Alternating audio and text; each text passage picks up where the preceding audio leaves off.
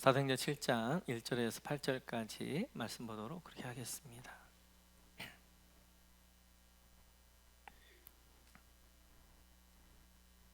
우리 같이 한 목소리 듣도록 그렇게 하겠습니다. 대제사장이 이르되 이것이 사실이냐? 스데반이 이르되 여러분 부형들이여 들으소서. 우리 조상 아브라함이 하란에 있기 전 메소포타미아에 있을 때 영광의 하나님이 그에게 보여 이르시되 내 고향과 친척을 떠나 내가 네게 보일 땅으로 가라 하시니 아브라함이 갈대아 사람의 땅을 떠나 하란에 거하다가 그의 아버지가 죽음에 하나님이 그를 거기서 너희 지금 사는 이 땅으로 옮기셨느니라. 그러나 여기서 발붙일 만한 땅도 아니하시고 다만 이 땅을 아직 자식도 없는 그와 그의 후손에게 소유로 주신다고 약속하셨으며 하나님이 또 이같이 말씀하시되 그 후손이 다른 땅에서 나그네가 되리니 그 땅 사람들이 종으로 삼아 400년 동안을 괴롭게 하리라 하시고 또 이르시되 종 삼는 나라를 내가 심판하리니 그 후에 그들이 나와서 이곳에서 나를 섬기리라 하시고 할례 언약을 아브라함에게 주셨더니 그가 이삭을 낳아 8해 만에 할례를 행하고 이삭이 야곱을 야곱이 우리 12조상을 낳으니라. 아멘. 계속해서 사도행전 7장 말씀을 같이 살펴보도록 그렇게 하겠습니다. 사도행전에는 우리 이제 설교가 몇 편이 나옵니다. 그래서 베드로의 설교, 또 스데반의 설교, 바울의 설교, 정말 주옥 같은 설교들이 이제 사도행전에 나오게 되어지지요. 이 세 설교를 보게 되어지면 공통적입니다. 구약을 예수로서 풀어내게 되어져요. 그래서 그 깊이가 굉장히 깊은 설교의 내용들이 되어집니다.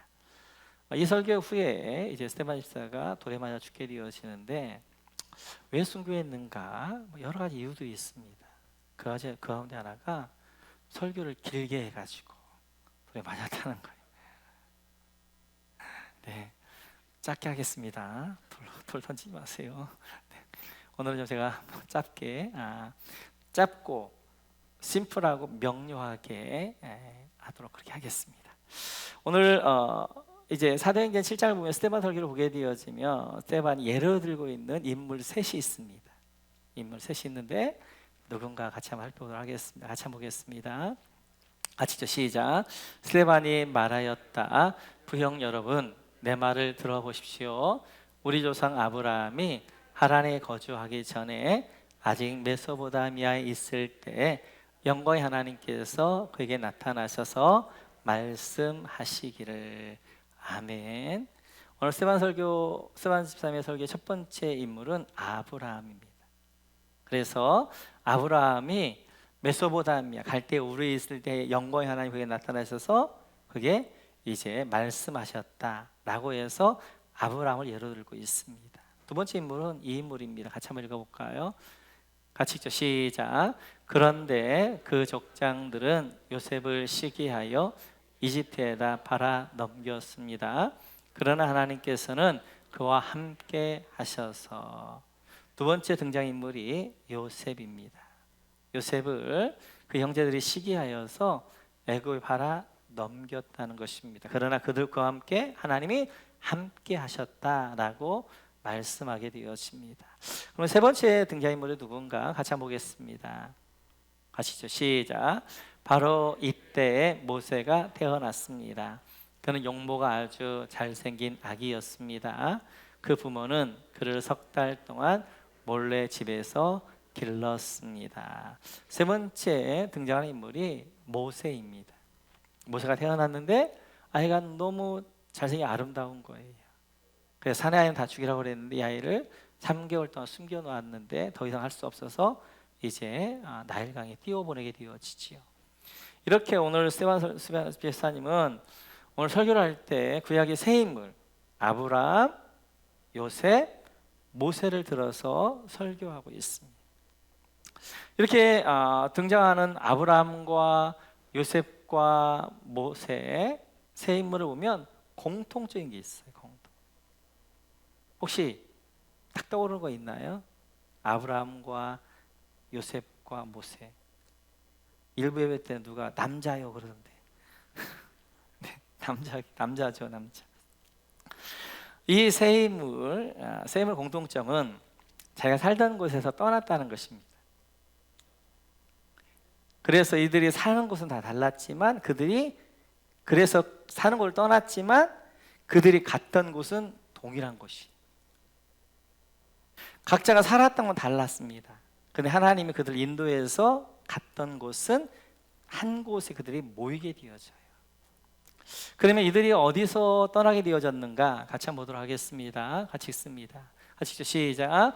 여호와께서 아브라함에게 이르시되 너는 너의 고향과 친척과 아버지의 집을 떠나 내가 네게 보여줄 땅으로 가라. 아멘. 지금 아브라함이 갈대 우리에 살고 있었습니다. 그때 하나님 말씀하신 너의 본토 친척 아비 집을 떠나 내가 너에게 보여줄 땅 지시할 땅으로 가라. 그래서 그는 갈대우로 살았는데 그곳을 살던 곳을 떠나라 말씀하셨어요. 그래서 갈대우를 떠납니다. 그 다음에 요셉은 그럼 어디를 떠나게 되어지는가? 같이 한번 볼까요? 같이 시작. 요셉이 자기 친족들에게 말하였다. 나는 곧 죽는다. 그러나 하나님께서 반드시 너희를 돌보시고 널리 이 땅에서 인도하여 내셔서 아브라함과 이삭과 야곱에게 맹세하신 땅에 이르게 하실 것이다. 요셉은 이스라엘 자손에게 맹세를 시키면서 일렀다. 하나님께서 반드시 너희를 돌보실 날이 온다. 그때 너희는 나의 뼈를 이곳에서 옮겨서 그리로 가지고 가야 한다. 오늘 요셉이 마지막 유언을 합니다. 하나님께 우리 조상 아브라함과 이삭과 야곱에게 약속하신 약속의 땅으로 당신을 반드시 인도할 것입니다. 그때 내 뼈를 내 유골을 가지고 가나안 땅에 약속의 땅에 묻어 주십시오라고 그가 이제 유언을 하게 되었어요. 그래서 요셉은 살아서는 자기가 살던 걸 떠나지 못했지만 죽어서 뼈가 유골이 살던 걸 떠나게 되었어요. 그래서 모세가 이렇게 하지요. 같이 한번 읽어볼까요? 같이 시작. 모세는 요셉의 유골을 가지고 나왔다. 요셉의 이스라엘 자손에게 엄숙히 맹세까지 하게 하며 하나님이 틀림없이 너희를 찾아오실 터이니 그때 너희는 여기에서 나의 유골을 가지고 나가거라 하였기 때문이다. 아멘. 요셉이 죽은 후에 400년이 지났어요. 그 하나님이 출애굽시킬 때 모세가 요셉의 유언을 기억해요. 그때까지 요셉은 입권만 했습니다. 그리고 매장하지 않았어요. 입관했던 그 뼈를 가지고 어떻게 하는 거예요? 이제 출애굽하게 되어져요. 이렇듯이 요셉은 살아서 제가 살던 이제 애굽을 떠나지 못했지만 죽어서 뼈가 되어서 그 땅을 떠나게 되어져요. 뿐만 아니라 모세는 이렇지요. 같이 한번 읽어볼까요? 같이 시작. 주께서 다시 말씀하셨다. 나는 이집트에 있는 나의 백성이 고통받는 것을 똑똑히 보았고 또 억압 때문에 괴로워서 부르짖는 소리를 들었다. 그러므로 나는 그들의 고난을 분명히 안다. 이제 내가 내려가서 이집트 사람의 손아귀에서 그들을 구하여 이 땅으로 저 아름답고 넓은 땅, 적과 꿀이 흐르는 땅, 곧 가나안 사람과 헷 사람과 아모리 사람과 브리스 사람과 휘 사람과 여부 사람이 사는 곳으로 데려가려고 한다. 아멘. 오늘 모세도 말씀하십니다. 모세는 혼자가 아니지만 그의 이제 이스라엘 백성들과 함께 애굽을 떠나라. 그래서 그들이 살고 있었던 애굽을 떠나라고 말씀하게 되어져요. 이렇게 아브라함, 요셉, 모세 사는 건 다 달랐어요. 아브라함 갈대아우로, 요셉과 모세는 애굽. 그곳에서 첫 번째 특징은 이들이 그 자기가 살던 곳을 다 떠났다는 거예요. 이들이 자기가 사는 건 다 달랐지만 떠나서 그들이 갔던 곳은 한 곳이었습니다. 같이 한번 볼까요? 같이 읽죠. 시작. 아브라함은 그 땅을 지나서 세겜 땅 곧 모래의 상수리 나무가 있는 곳에 이르렀다. 그때 그 땅에는 가나안 사람들이 살고 있었다. 주께서 아브라함에게 나타나셔서 말씀하셨다. 내가 너의 자손에게 이 땅을 주겠다. 아브라함은 거기에서 자기의 나타나신 주께 제단을 쌓아서 바쳤다. 아멘. 하나님이 아브라함이 갈대우를 떠나라고 말씀하셔요. 본토시 아비를 떠나라. 그래서 떠났습니다. 그리고 하나님의 말씀, 하나님 지시할 땅으로 하나님의 땅에서 오게 되었어요. 근데 가나안 땅에 들어와서 세겜에 딱 이르렀을 때 하나님이 아브라함이 나타나셨어요. 그리고 뭐라고 말씀하고 있냐면 내가 이 땅을 너와 내 자손에게 줄 것이다 라고 말씀하게 되어져요. 그리고 갈대아 우르에 떠나서 그가 이제 도착했던 곳이 어디냐면 세겜이었습니다. 한번 지도를 보시면 이제 갈대아 우르는 메소포타미아 이제 유프라테스 강과 티그리스 강에 이제 만나는 이제 걸프만 끝에 있습니다. 거기서 하나님이 하란을 인도하셔 하란에 다시 가나안 땅으로 내려오게 하셔서 그가 이르렀던 곳이 어디냐면 세겜이라는 땅이에요. 세겜. 뿐만 아니라 요셉도 이제 그의 유골이 이제 도착한 곳이 이곳입니다. 같이 한번 읽어볼까요? 같이 읽죠. 시작.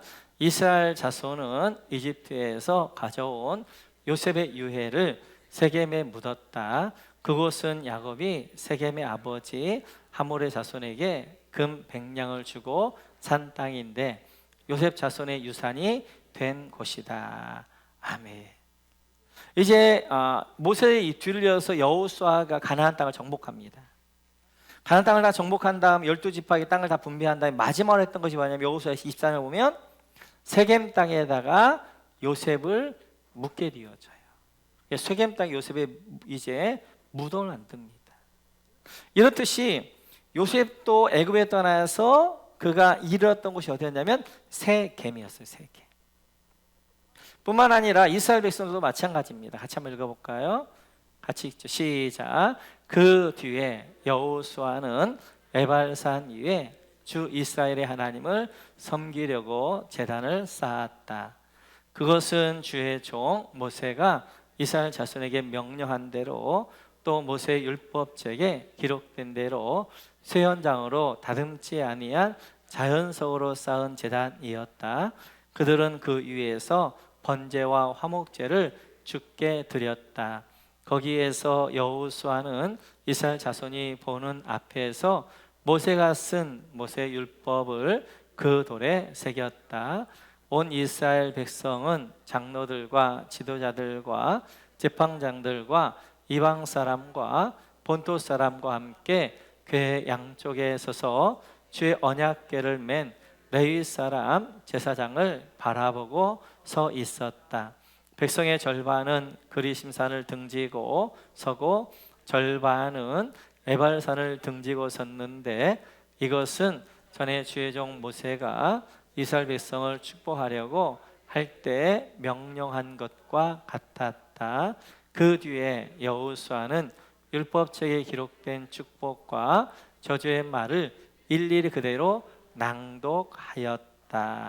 아멘.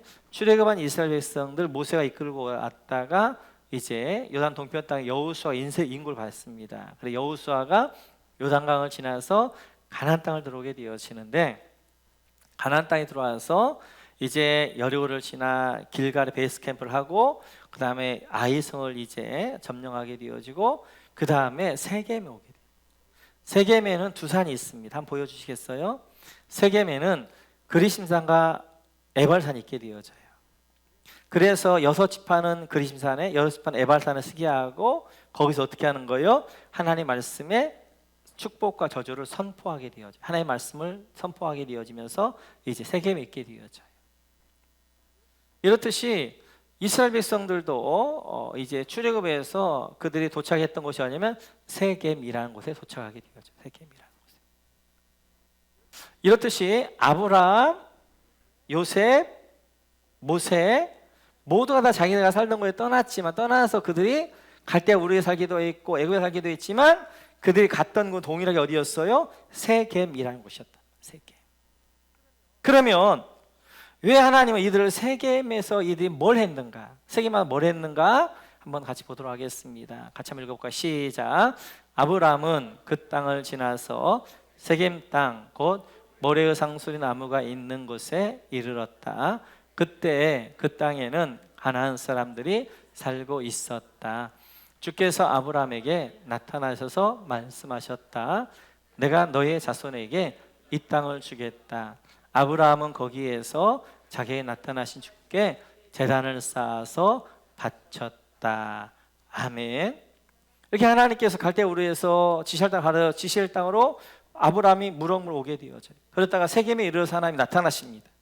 내가 너와 이 땅을 너희 자손에 주겠다라고 말씀하게 되어진, 거기서 아브라함이 뭐 하냐면 실제로 보니까 제단을 쌓게 되어져요. 가나안 땅에 들어와서 아브라함이 첫 제단을 쌓았던 곳이 어디냐면 세겜 땅에 제단을 쌓습니다. 하나님은 그 제단을 쌓고 거기서 하나님 앞에 제사하게 되어져요. 이스라엘 백성도 마찬가지예요. 가나안 땅에 들어오지만 첫 제단을 어디다 쌓냐면 여기다 쌓습니다. 같이 한번 읽어볼까요?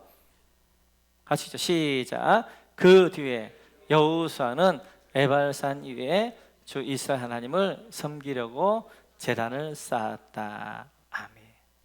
이스라엘 백성들도 이제 출애굽에서 요단강을 건너서 길갈이 베이스 캠프가 있었고 여리고성을 점령하고 아이성을 점령해 첫 제단을 어디다 쌓냐면 에발산 세겜 땅에다 첫 제단을 쌓습니다. 첫 제단을. 이렇듯이 이제 아브람, 요셉 그리고 모세가 출발한 건 다 달랐지만 그들이 한 곳에 모이기 위해 그곳 갔던 곳이 세겜이라는 땅이었는데 그 세겜 땅에 했던 그들의 동일한 일이 뭐였냐면 첫 제단을 쌓은 곳이에요. 첫 제단. 제가 이제 수요일날 좀 중점적으로 좀 살펴보고 있는 것 가운데 하나가 지명입니다. 근데 이 지명이 흐르는 영성이 있게 되어져요. 그리고 어떤 지명은 그 지명에서 그 지명만이 가지고 있는 영적인 의미가 있습니다. 이 세겜은 제사하는 곳, 예배 영성 있는 곳이 예배 영성. 예배 영성. 그래서 예수님께서 구약을 완성하시는데요. 구약 완성하실 때 구약의 모든 완성하십니다. 구약 율법도 완성하지만 구약의 무엇도 완성하냐면 지명도 완성하세요. 제가 이게 뚫리면서요 성경에 큰 맥이 하나 잡힙니다. 그 예수님께서 가셨던 곳들을 보게 되어지면 그냥 가셨던 것이 아니라 구약의 그곳에서 그런 일들이 있었어요. 그 의미가 뭔가를 완성하시고 그 의미를 드러내기 위해서 그 자리에 가십니다. 그래서 예수님께서 세겜에 가세요. 같이 한번 읽어볼까요? 같이 읽죠. 시작. 예수께서 사마리아에 있는 수가라는 동네에 이르셨다. 이 동네는 야곱이 아들 요셉에게 준 땅에서 가까운 곳이며 야곱의 우물이 거기에 있었다. 예수께서 길을 가시다가 피로하여 우물가에 앉으셨다. 정오쯤이었다. 아멘. 예수가 예루살렘에서 갈릴리로 가십니다. 그때 사마리아를 지나가셔요. 그리고 예수님 어디 가시냐면 수가성에 가셔요. 수가성. 야곱의 우물에 예수님이 앉으셔요. 이 수가가 어디냐면 세겜입니다. 세겜. 지금도 야곱의 우물하고 요셉의 무덤하고는 가까워요. 옆에 바로 조금만 있어요. 세겜 땅 안에 이 야곱의 우물도 있고 그 다음에 이제 요셉의 무덤도 있게 되어지고 그렇습니다. 여기 지금 예수님께서 이 수가성에 오셨는데 왜 오셨느냐? 제사가 뭔가, 예배가 뭔가를 하기 위해 드러내기 위해서 오셨어요. 그래서 사마리아 여인이 우물가에 나옵니다. 그 여인과 함께 물에 대한 이야기를 하다가 갑자기 이 여인이 뭘 물어봐요? 예배에 대해 물어봐요. 우리는 지금 그림산에 예배하고 있는데 당신은 예루살렘에 예배하고 있다고 그러는데 우리가 예배를 어디서 해야 됩니까? 그래서 예수님께서 예배가 무엇인가, 예배를 어디서 해야 될 것인가를 설명하고 있는 곳이 어디냐면 이 수가 세겜이에요. 왜요? 구약의 세겜에서는 계속 예배 영성 제사가 있었거든요. 그걸 완성하시고 예배가 무엇인가를 설명하기 가장 좋은 장소가 뭐냐면 수가란 말이에요. 수가. 세겜이란 말이에요. 그래서 세겜에 와서 그 여인을 통하여서 예배가 무엇인가 질문하게 하고 예수님 예배가 무엇인가를 설명하는데 예배를 이렇게 말씀하십니다. 같이 한번 읽어볼까요? 시작. 하나님은 영이시다. 그러므로 하나님께 예배를 드리는 사람은 영과 진리로 예배를 드려야 한다. 아멘. 예배가 무엇인가? 구약에 수많은 제사를 드리는데 이 제사가 무엇인가? 제사를 어떻게 드려야 될 것인가? 예배는 영이신 하나 앞에 드리는 거란 말이에요. 뿐만 그 하나 앞에 어떻게 드리냐? 내 영과 진리로 드리는 것이다. 그래서 이 세겜에서 예수님께서 예배를 어떻게 드릴 것인가, 예배가 무엇인가를 설명해내게 되어지고 구약의 제사를 예수님이 완성하시게 되어져요. 완성하시게. 그래서 세겜에서 예수님께 말씀하십니다. 오늘 아브라함을 갈대아 우르에서 요셉과 모세를 애굽에서 부르셔서 그들 불러내셔서 세겜 땅에 오게 한단 말이에요. 그들을 어디서 부르시느냐? 이렇게 말씀하게 되어져요. 같이 한번 볼까요? 같이 있죠. 시작. 여호수아가 이스라엘의 모든 지파를 세겜에 모이게 하였다. 그가 이스라엘의 장로들과 그 우두머리들과 재판관들과 공직자들을 불러내니 그들이 하나님 앞에 나와서 섰다. 그때 여호수아가 온 백성에게 말하였다. 주 이스라엘 하나님 이렇게 말씀하셨소. 옛날에 아브라함과 나홀의 아비 데레를 비롯한 너희 조상은 유브라데스 강 건너에 살면서 다른 신들을 섬겼다. 그러나 내가 너희 조상 아브라함을 강 건너에서 이끌어내어 그를 가나안 온 땅에 두루 다니게 하였으며 자손을 많이 보게 하였다. 내가 그에게 이삭을 주었고. 아멘. 하나님이 이제 여호수아가 세겜 땅에서 자기들 역사를 이야기합니다. 2절에 보니까 아브라함을 어디서 불러냈느냐? 유프라테스 강 메소포타미아에서 불러냈는데 거기 뭐하고 있었느냐? 다른 신을 섬기고 있었다는 거예요. 아브라함이 갈대아 우르에서 다른 신 우상을 섬기고 있었습니다. 우상을 섬겼던 아브라함을 하나님이 어떻게 하신 거예요? 불러내신 거예요. 그래서 어디로? 바로 세겜에 오게 하셔서 하나님을 예배하고 제사하는 자로 만들어주셨단 말이에요. 마찬가지예요.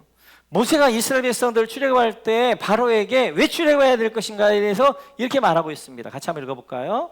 같이죠. 시작. 그들이 말하였다. 히브리 사람의 하나님이 우리에게 나타나셨습니다. 우리가 광야로 사흘 길을 가서 주 우리 하나님께 제사를 드릴 수 있게 허락하여 주십시오. 그렇게 하지 않으면 주께서 무서운 질병이나 칼로 우리를 치실 것입니다. 오늘 이제 모세가 출애굽할 때 바로에게 왜 출애굽해야 되는가?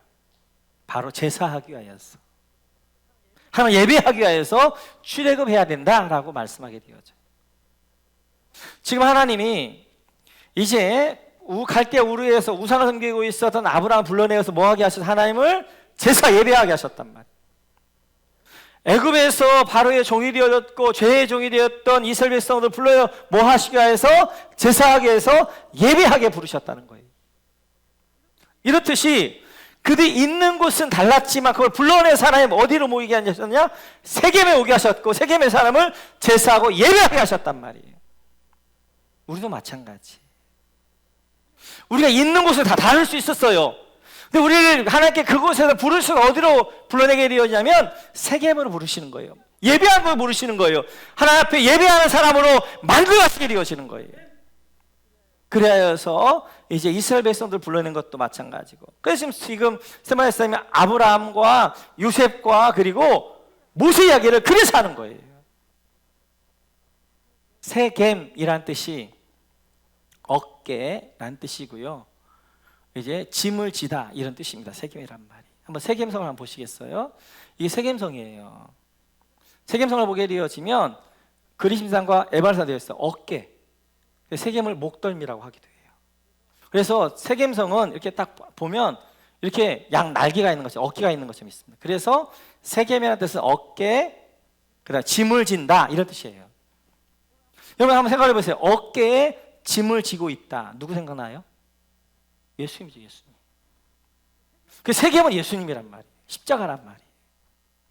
예수님이 십자가 이제 그 어깨에 우리의 모든 짐을 짊어지시고 십자가 짊어지고 어디 올라가시냐면 십자가로 올라가신다. 골고다 올라가신단 말이에요. 그 이 세겜은 바로 어깨에 이제 짐을 진 예수님이 우리 모든 짐을 짊어지고 골고다 올라가시는 곳, 이곳이 바로 세겜, 그 이곳이 바로 예배하는 곳이 되어지는 거예요. 그러니까 우리가 하나님이 우리를 부르셔서 우리를 건져내셔서 어디로 내면 세겜을 인도하시게 되어 세겜에서 우리를 십자가 앞에 인도하게 되어지고 하나님 예배하는 자로 우리를 부르시게 되어지는 거예요. 십자가에 지신 우리 예수님은 우리의 모든 짐을 다 짊어지셨습니다. 우리의 죄의 짐, 우리의 그 다음에 이제 질고, 질병의 짐, 우리 세상의 무거운 짐을 다 짊어지셨어요. 그 주님 우리에게 말씀하셔요. 수고하고 무거운 짐진 자들아, 다 내게로 오라, 내가 너희를 쉬게 하리라.